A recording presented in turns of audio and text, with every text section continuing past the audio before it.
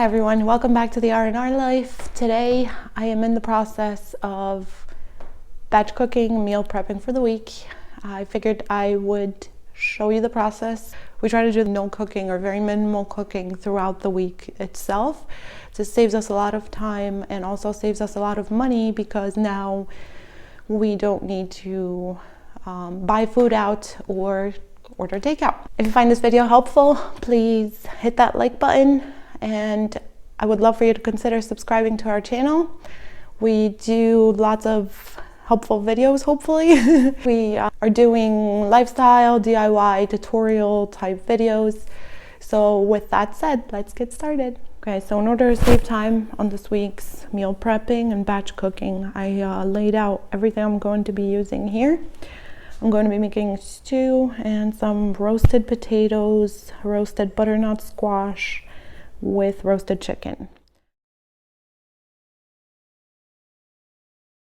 I'm going to start by cleaning the butternut squash and putting it in the microwave for a couple minutes so I can peel it off easier, as well as laying out the bacon on a cookie sheet. And the way I'm going to make it is I'm going to put it in the oven while it's preheating to 400 degrees, and by the time it reaches 400 degrees, it should be all done already.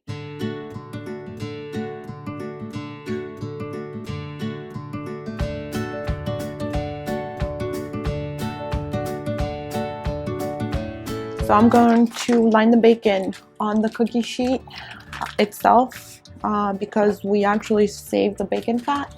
That can be added to other foods and it gives it a delicious taste. So I'm just going to line it, fit all of them on the one tray.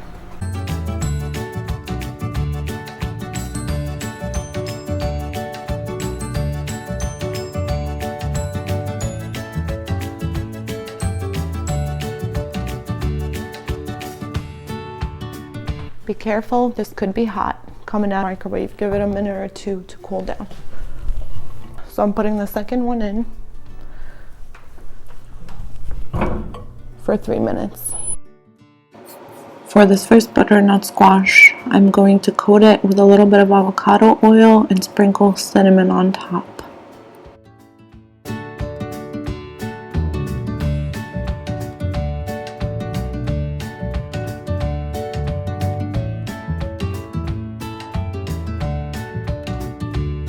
Also helps tremendously with batch cooking is cleaning up as you go and not leaving a mess behind. It's much easier at the end of the day to clean up whatever residual dishes you may have than to have to clean everything in one go. After I'm peeling the skin off the butternut squash, I'm just going to cut it up in cubes and season it with avocado oil, thyme, rosemary, sage, and a little bit of garlic and salt. You can also add pepper if you like. I chose not to add pepper just because I don't tolerate it very well right now.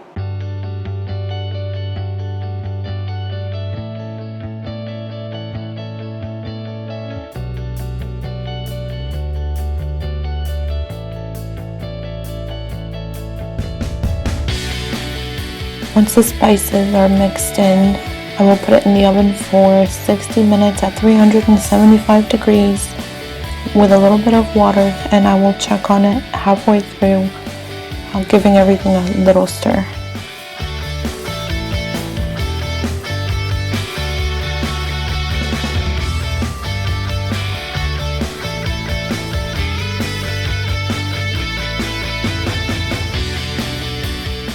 Here I'm just cutting up the potatoes into cubes, as well as 3 cloves of garlic, and I'm seasoning everything again with thyme, sage, rosemary, and salt, and I'm going to put them in the oven at 375 degrees for 60 minutes with a little bit of water again, checking on them halfway through. Once the bacon is cooled, I will drain the grease out and save it in a jar in the fridge.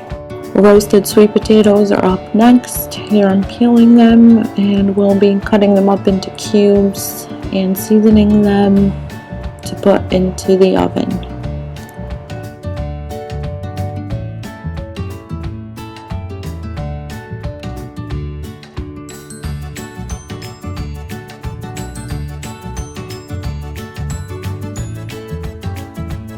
Next up is the chicken, which I'm seasoning with avocado oil, herbs de Provence, a little bit of garlic, and salt.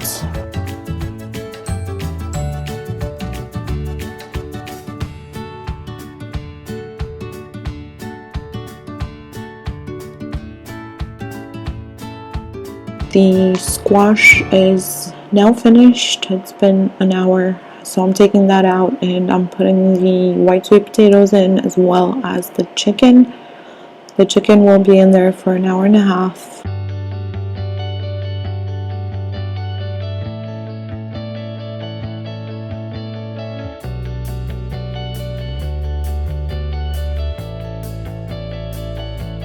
Here I'm starting the stew, and I'm cutting up the large onion into big chunks, as well as the shallot, while the 1 tablespoon of bacon grease is warming up in the pot.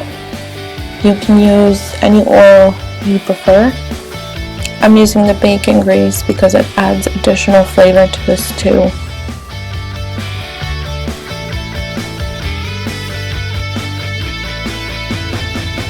Once the oil is hot enough, I am going to put the beef cubes in and brown them on all sides.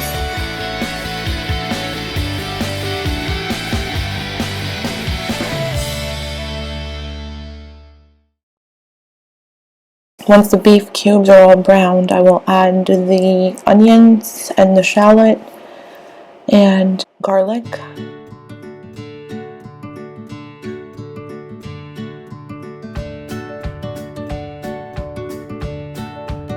While the meat is browning and cooking with the onions and the garlic, I am peeling and chopping off the carrots and sweet potatoes, getting them ready to be put in later on, just saving them off to the side. Now that the meat and the onions and garlic have had some simmer time, I'm adding the bay leaves, rosemary, thyme, and salt generously.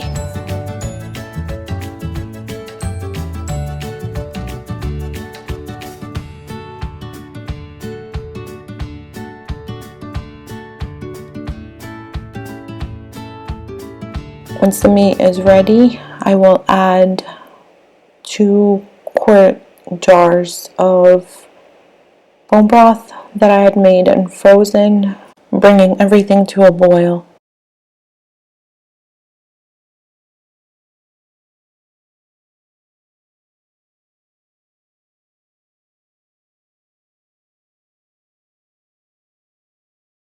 Once the boiling point has been reached, you can turn the temperature down to medium, and this is basically where it's going to stay for the rest of the cooking process.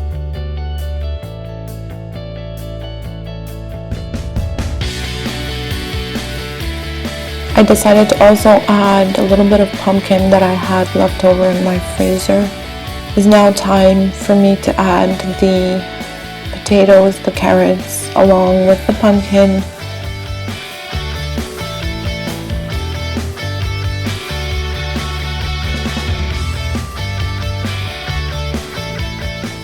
And I'm also cutting up the zucchini and the celery, getting that ready for when the time comes for them to get into the pot.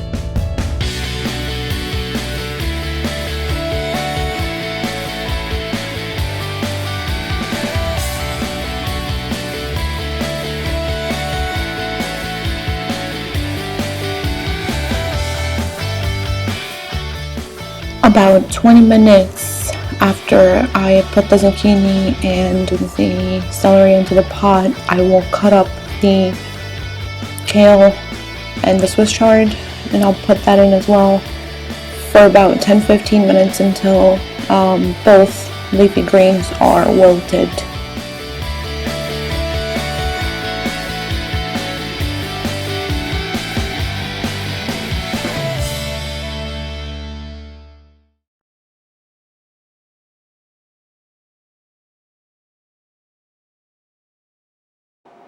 For the cucumber salad, I'm cutting up thin slices of 2 cucumbers, half of a small onion, and I'm seasoning it with dill weed and salt, as well as olive oil and apple cider vinegar.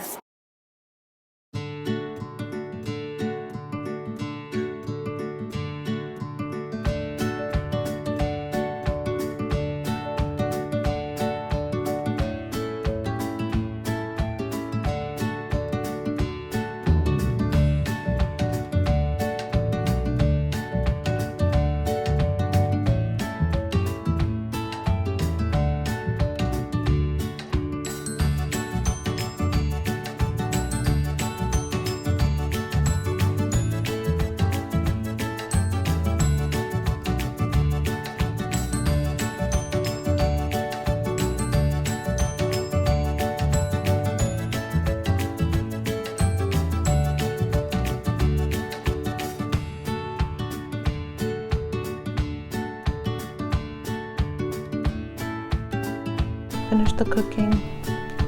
That's butternut squash, cucumber salad, butternut squash with cinnamon, regular potatoes, the chicken, sweet potatoes, the bacon, which some already got eaten and some was already put away. And what I usually do with the bacon is I wrap it in saran wrap in serving size pieces, and then I freeze it. I also took out the bacon grease and I'm saving that, as I mentioned. This stew still has a few minutes, probably 10-15 minutes. And all in all, so far, this has been 3 hours. We were interrupted for a little bit because of the baby, so take that into consideration. Cleanup wise, it's not terrible, again, because I was cleaning up as I was going. And I already have some dishes here that were washed and I have to put away.